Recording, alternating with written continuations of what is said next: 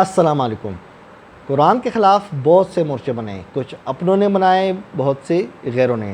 آج کا مورچہ، کیا انجینئر علی مرزا کو قرآن پڑھنا نہیں آتا؟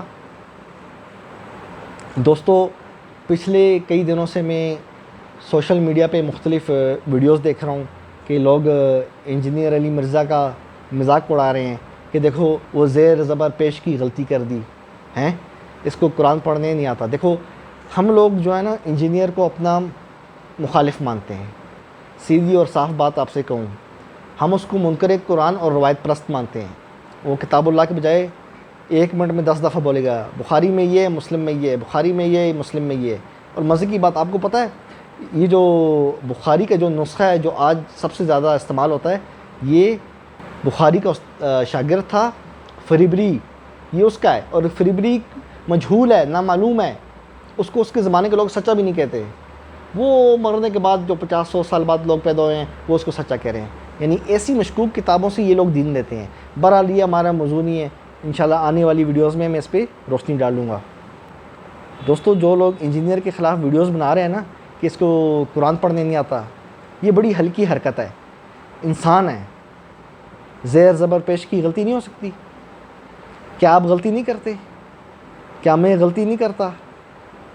ہم لوگ کوئی آسمان سے اترے ہیں؟ کیا ہم لوگ غلطی نہیں کر سکتے؟ بلکہ بعض دفعہ پڑھتے ہوئے سامنے قرآن شریف کھلا ہوا ہے، بے دہانی میں انسان غلطی کر جاتا ہے۔ اب وہ ایک غلطی نوٹ کر کے آپ ویڈیوز بنائیں اور بار بار بنائیں اور کہیں دیکھو یار اس کو پڑھنے نہیں آتا، یہ مناسب بات نہیں ہے نا۔ آپ نے رد کرنا ہے، خصوصاً میں جو اہل سنت بریلوی حضرات ہیں، میں آپ سے مخاطب ہوں، دیوبندیوں سے بھی ہوں، بریلویوں سے زیادہ ہوں، سب سے زیادہ ویڈیوز آپ کی طرف سے آ رہی ہیں۔ آپ نے رد کرنا تو عقیدہ توحید پہ کرو نا۔ یہ بتاؤ کہ کسی انسان کو، جس طرح عبد القادر جیلانی صاحب ہیں، کسی انسان کو آپ غوث نہیں کہہ سکتے۔ غوث یعنی مدد کرنے والا، مدد کرنے والا اللہ کی ذات ہے، اس پہ آپ بات نہیں کرتے۔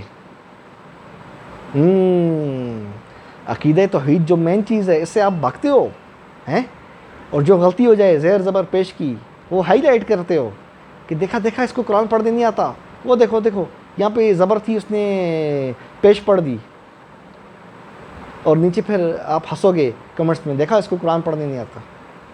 یہ بڑی ہلکی حرکت ہے بھائی۔ انجینئر علی مرزا ہو، ابو جعفر تنولی ہو، یا XYZ کوئی بھی انسان ہو، آپ نے اگر رد کرنا ہے تو عقائد پہ کرو، عقیدے پہ آپ نہیں کرو گے، کبھی بھی نہیں کرو گے۔ کیوں؟ کیونکہ آپ کو پتہ آپ پھنس جاؤ گے۔ یہ آپ کو اچھی طرح پتہ ہے، کسی انسان کو ہم غوث نہیں کہہ سکتے، داتا یعنی دینے والا کسی انسان کو نہیں کہہ سکتے، ہے نا، اس پہ بات نہیں کرو گے۔ اور یہ جو لوگ ویڈیوز بنا کے غلطیاں ہائی لائٹ کرتے ہیں، یہ لوگ کون ہیں؟ یہ لوگ یہی صوفی مزاج جو اپنے آپ کو کہتے ہیں کہ ہم لوگ بریلوی ہیں۔ یہ علی حجویری صاحب کو داتا کہتے ہیں، عبد القادر جیلانی صاحب کو غوث کہتے ہیں۔ غوث پاک، غوث نہیں، غوث مطلب مدد کرنے والا تو ہے، غوث پاک مطلب پاک بھی ہے، کہتے ہیں کہ نہیں کہتے؟ اس پہ آپ بات نہیں کرو گے۔ آپ نے جو اپنی جو صوفیہ کی کتاب میں وہ لکھی ہوئی ہے مختلف کہانیاں، اس پہ آپ بات نہیں کرو گے۔ مجھے یاد ہے میں ایک بریلوی صاحب کے پاس بیٹھا ہوا تھا، تو ان کے پاس ایک بزرگ بیٹھے ہوئے تھے، بوڑھے بندے تھے۔ تو اس بندے نے ایک بات کی، اس نے کہا کہ اللہ کا ایک ولی تھا، پتہ نہیں کیا نام لیا، وہ آنکھ بند کر کے نا یوں اللہ کا عرش دیکھ لیا کرتا تھا۔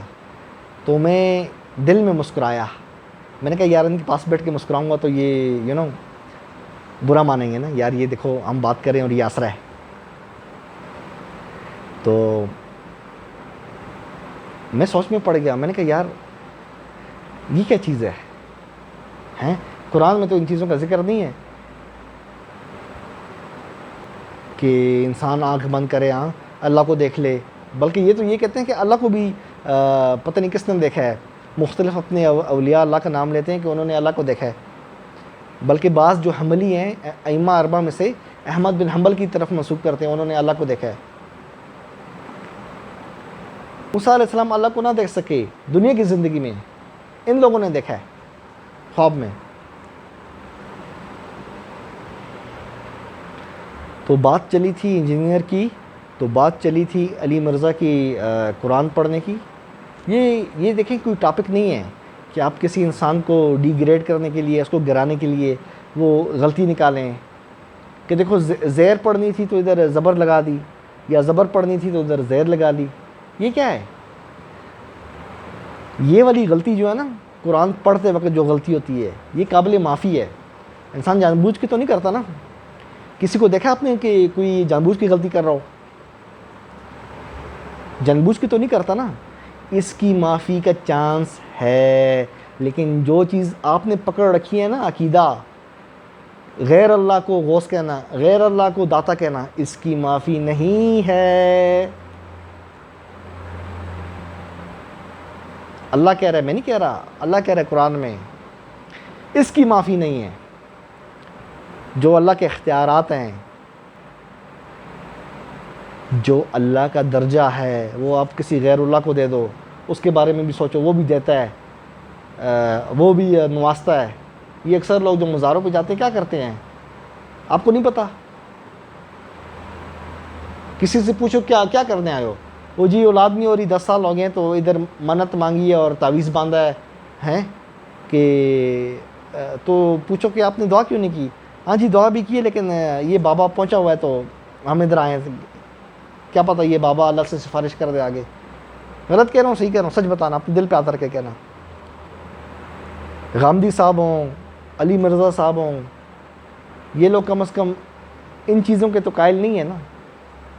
عقیدہ توحید پہ آپ نے بات نہیں کرنی، آپ نے اس پہ بات کرنی ہے کہ یہاں پہ پیش تھی، زبر کیوں پڑی.